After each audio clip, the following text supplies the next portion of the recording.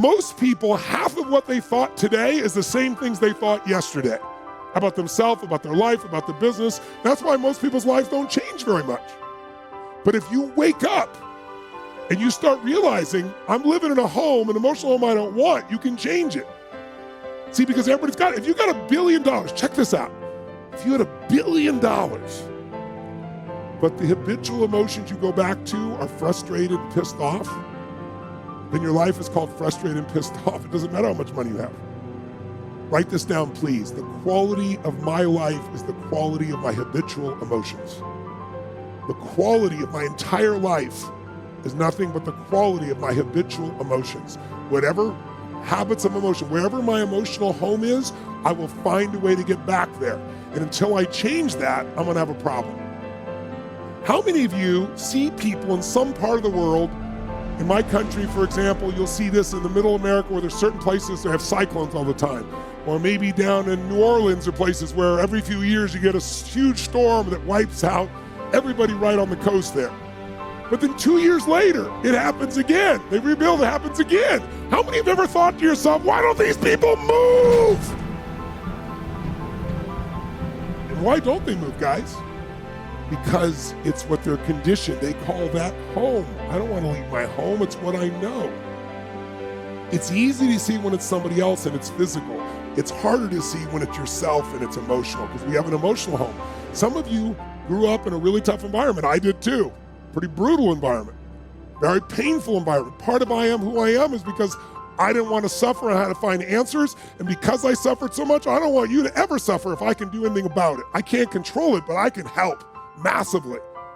But it's only because I suffered so much I don't want anybody else to. But think about it. Most people suffer even when they're successful. Listen, if you're successful and you're not fulfilled, that's the ultimate failure.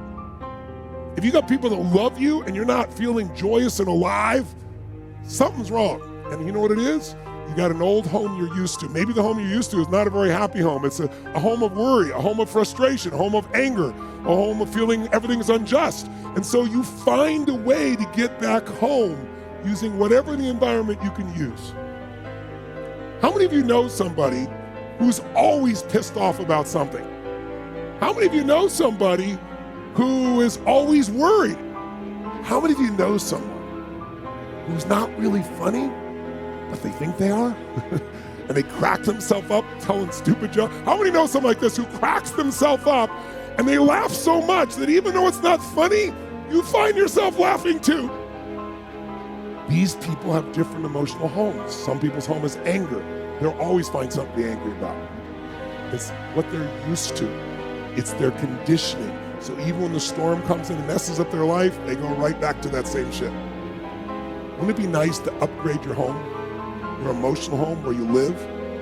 What if you could live every day with a vast majority of the emotions you had were joy and gratitude and love and appreciation, even in the middle of COVID, even when somebody does something unjust, compassion, playfulness?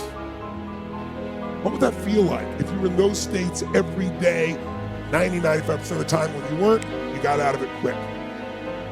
You can make that change this weekend, and I'm not exaggerating an ounce. I'm not saying you're going to be perfect and never have a negative feeling, because negative feelings are sometimes a signal to make us change. But most people have a negative feeling and they just hang on to it and keep living with it and find other things to be negative about. That will never give you what you want. The money won't do it. The acknowledgement of others won't do it. Everything you think will do it will not do it. Only one thing will do it. You drawing a line in the sand and making the most important decision of your life, that you're going to live in a beautiful state no matter what. Because life is too short to suffer. We have a choice. Listen to me. Pain is sometimes part of life, but suffering is a choice.